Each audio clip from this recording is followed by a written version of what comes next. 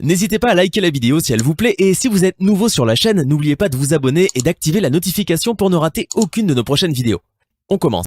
La France, bousculée et chassée de partout en Afrique de l'Ouest, a besoin de rebondir quelque part dans son précaré, si elle ne veut pas perdre complètement sa place à la table de négociation du nouvel ordre mondial qui se prépare actuellement.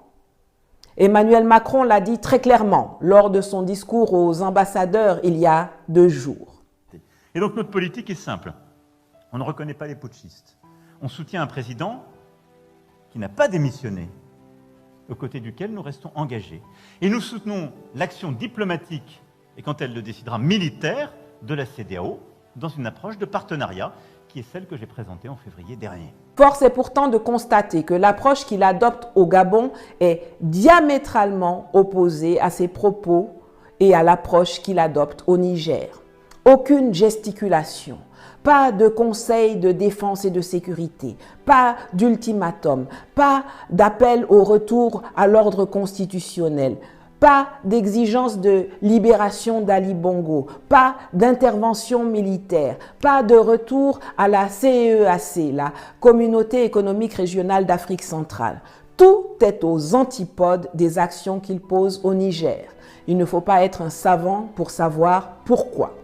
Je voudrais maintenant m'adresser au général Brice Oligui Nguema. Il y a une sagesse africaine qui dit que quand on t'envoie, il faut savoir t'envoyer.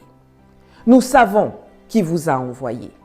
Mais vous avez aujourd'hui la possibilité de vous envoyer vous-même et de corriger la trajectoire dans laquelle vous êtes lancé.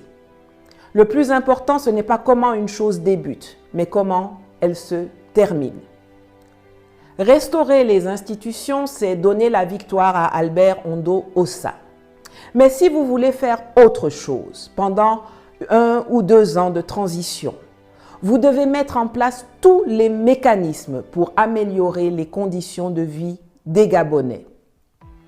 Vous n'avez pas besoin de plus de temps que cela pour vous assurer que le peuple bénéficie des moyens du Gabon, c'est-à-dire pour dénoncer les contrats léonins, pour arrêter des corrompus, pas seulement ceux qui vous énervent comme vous avez commencé à le faire, mais tous ceux qui dérangent, même parmi vos amis éventuels. Et aussi pour mettre en place un cadre électoral inclusif et transparent. Contrairement à vos collègues du Mali, du Burkina Faso et du Niger, contrairement au président de la République de Centrafrique et du Cameroun, vous n'êtes confronté à aucune menace sécuritaire ou terroriste qui endeuille les populations et remet en question l'intégrité territoriale du Gabon. Si vous êtes honnête avec le peuple, 1 an ou 2 est un laps de temps suffisamment large pour mettre le pays sur de bons rails et pour rendre le Gabon aux Gabonais.